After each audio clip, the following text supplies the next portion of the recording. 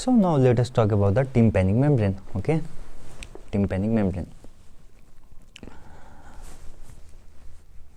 The tympanic membrane is a partition between the external ear and the middle ear. Okay, in the external ear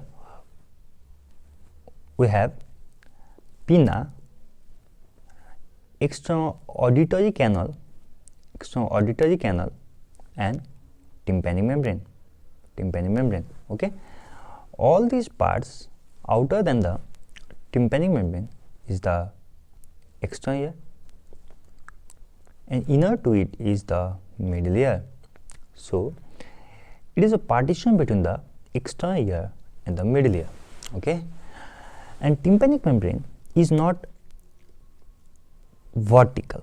It is placed at angle of 45 degree with the external auditory canal. This is external auditory canal. It is placed at an angle of sorry, not 45, it is placed at an angle of 55 degree with the external auditory canal. Okay, and it is 8 to 9 mm 9 to 10 mm tall,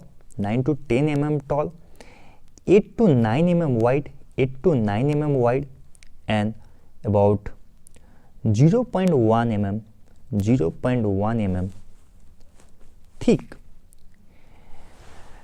8 to 9 mm wide, 9 to 10 mm tall, and 0.1 mm thick, and it is placed at an angle of 55 degree with the external auditory canal.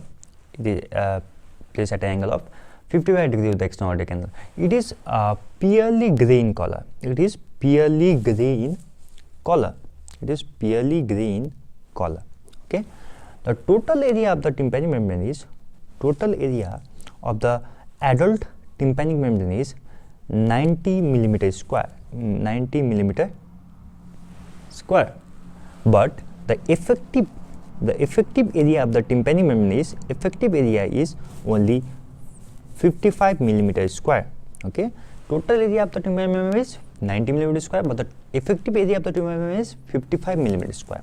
Okay, and the normal tympanic membrane is mobile. And the mobility is maximum at the periphery. Okay, now let us see the parts of the tympanic membrane. What are the parts of the tympanic membrane? Okay, so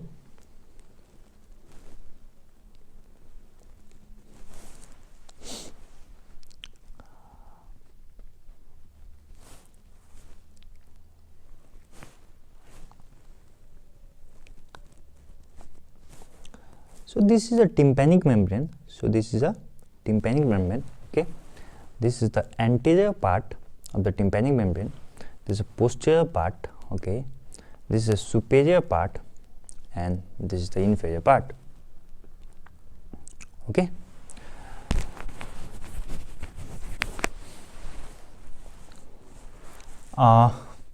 this is known as the anterior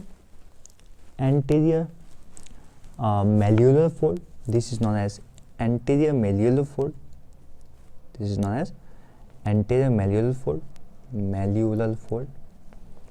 And this is known as posterior malleolar fold. Okay, this is the lateral process of Malleus, and this is the handle of Malleus. Okay, and here we can see the incudo-stapedial joint. So this is basically Malleus, incus, and stapes. Okay, and this is the lateral process of Malleus. This is the same process you can see in this figure. Okay, this is the lateral process of Malleus. This is the incudo-stapedial joint. This is the incudo-stapedial joint, okay, incus and stapedius joint, and this is the handle of malleus, and this is the handle of malleus, okay. And this part is known as notch of Rivinus, notch of Rivinus. So basically, the tympanic membrane is divided into two parts, that is, one is pars tensa, one is pars flaccida, okay. And the anterior malleolar fold, posterior malleolar fold, and the notch of Rivinus, this separates the pars tensa from the pars flaccida, okay.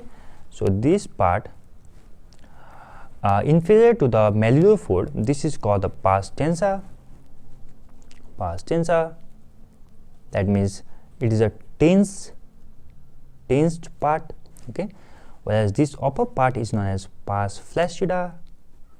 It is also known as Sharpnell's membrane. It is a flaccid part. Okay. What is the importance of pars flaccida? That means it is a flaccid. So any change in the medullary pressure can easily cause retraction of the pars flaccida because it is already flaccid. So any change in the medullary can easily cause the changes in the pars flaccida, and it is a primary site for the deposition of cholestotoma, okay. In the pars flaccida, the periphery is modified into a fibrocartilaginous ring. It is modified into a fibrous ring, and this is known as annulus tympanicus. This is known as annulus tympanicus, okay. The importance of handle of malleus is that due to the handle of malleus, there occurs a cone of light on the anterior process inferior quadrant. In the anterior inferior quadrant, we have the cone of light, and the cone of light is due to the handle of malleus. We basically divide the tympanic membrane into the four quadrants. Okay, from the ombo, we draw perpendicular line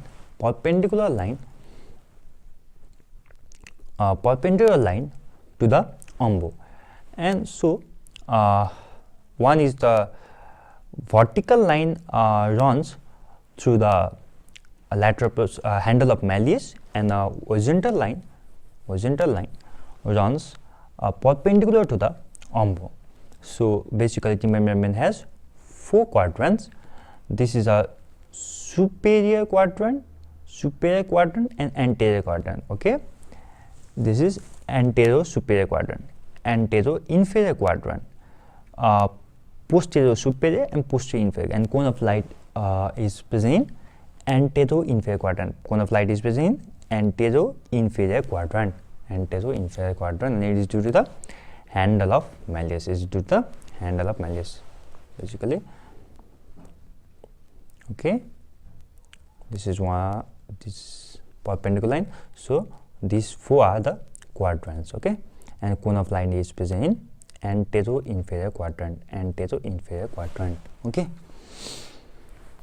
The importance of lateral process of malleus is it is the most reliable landmark. It is the most reliable landmark in the tympanic membrane because it is less obliterated. It is the least obliterated in any disease. So in complicated disease also it is present. So it is a reliable landmark for the tympanic membrane. That is the lateral process of malleus. Okay. And the central part is intended inward at the level of tip of malleus. Tip of malleus, the tympanic membrane is intended inward, and it is known as the umbo. This is known as the umbo. Okay.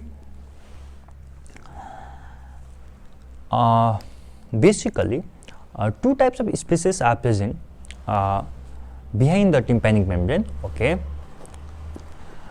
In the pars flaccida, behind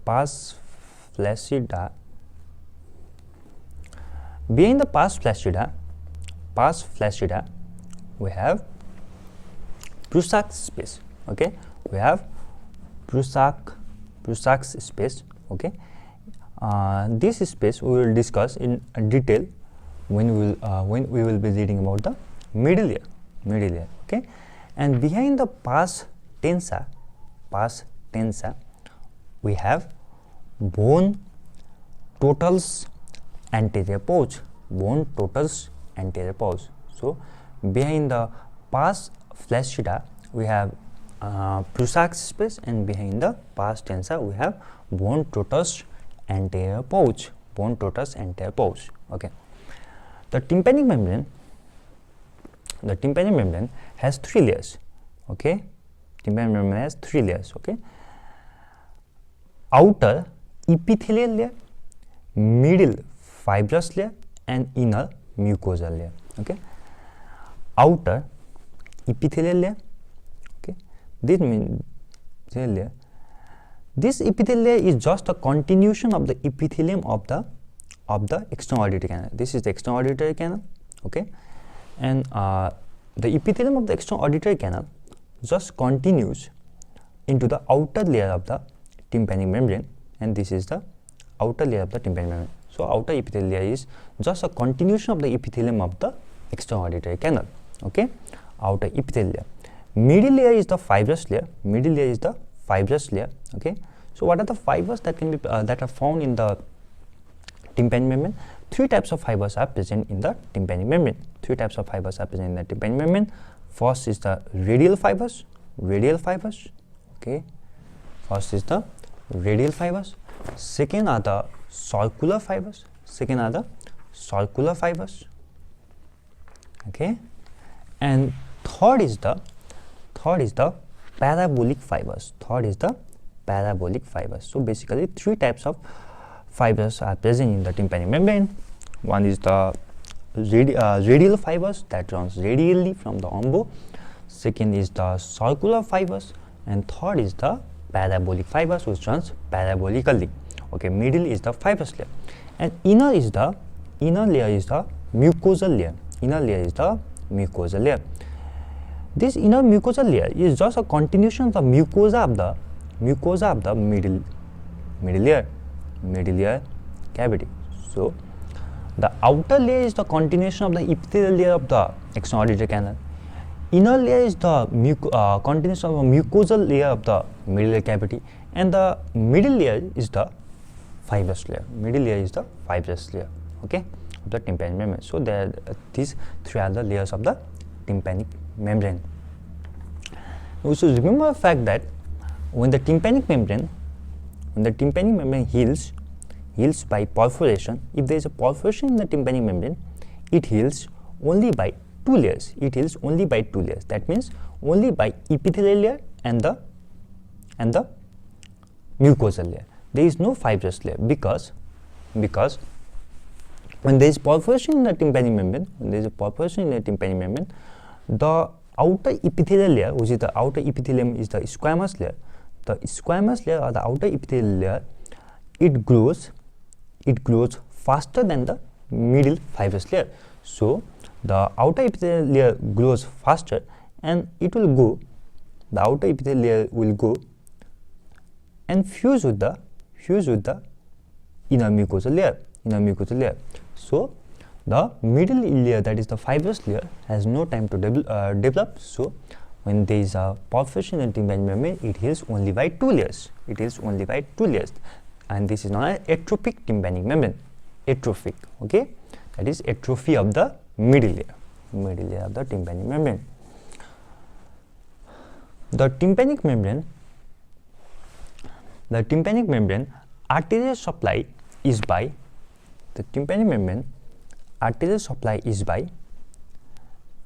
primary three arteries, MAM means maxillary artery, A means post auricular artery, and M means middle meningeal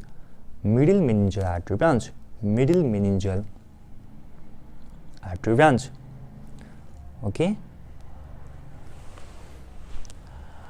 The arterial supply of the pinna was a vascular structure, and it was supplied by the diffusion from the perichondrium.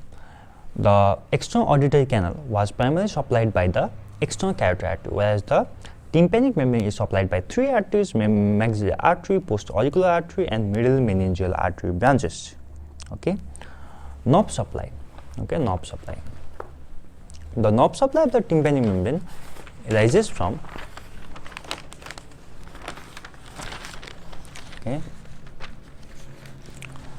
knob supply of tympanic membrane. Okay, the knob supply of tympanic membrane. Okay, this is the outer layer which is in communication with the external auditory canal. Okay, and this is the inner layer which is in communication with the middle layer. Okay, so the outer layer is supplied by, in the outer layer, okay, so this is the outer layer. The outer layer is supplied by, in the anterior half, this is anterior, this is posterior. The anterior half is supplied by the auriculotemporal nerve, which is a mandibular branch of the trigeminal nerve. Okay, let us remember this fact that the auriculotemporal nerve also supplies the anterior and the roof of the anterior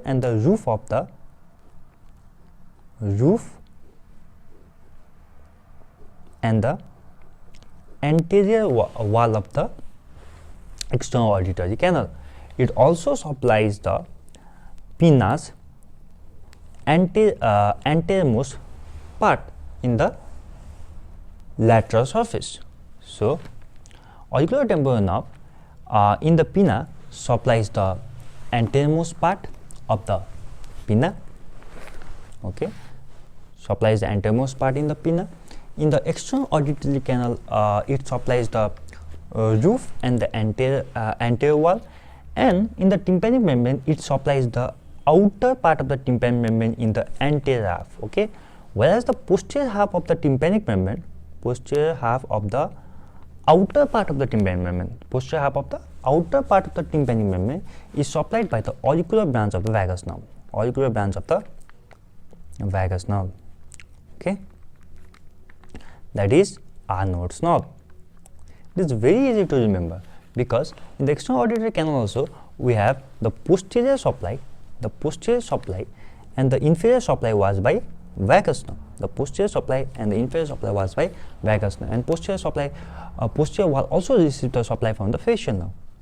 So it is just a continuation. Okay, the vagus nerve supplies the outer posterior half of the tympanic membrane, and the auriculotemporal nerve supplies the outer anterior half of the tympanic membrane. Whereas the inner part of the tympanic membrane is supplied by the tympanic branch of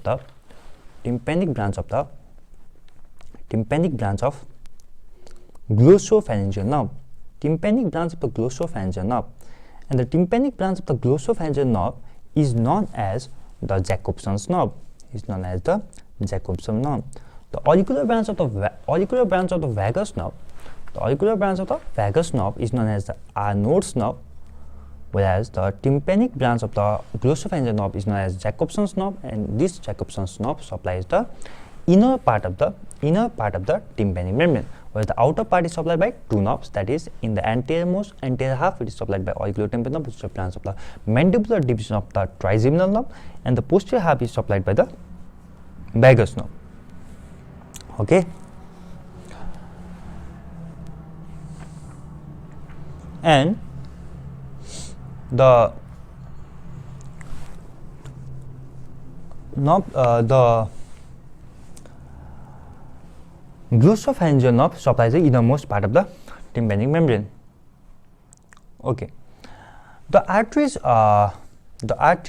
which are supplying the mammalium, that is MEM, these are present only in the lamina propria of the lamina propria. These are only present in the lamina propria of the connective tissue layer. Okay. And basically the handle of the malleus is 1.3 times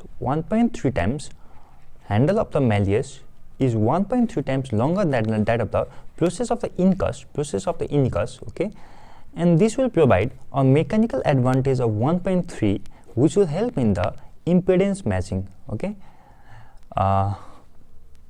this we will read in great detail in the physiology of hearing, but I just like to mention the fact that the handle of the malleus is 1.3 times longer than the process of the incus, and the lever ratio of the tympanic membrane is 1.3:1. The lever action of the tympanic membrane is 1.3:1. Thank you.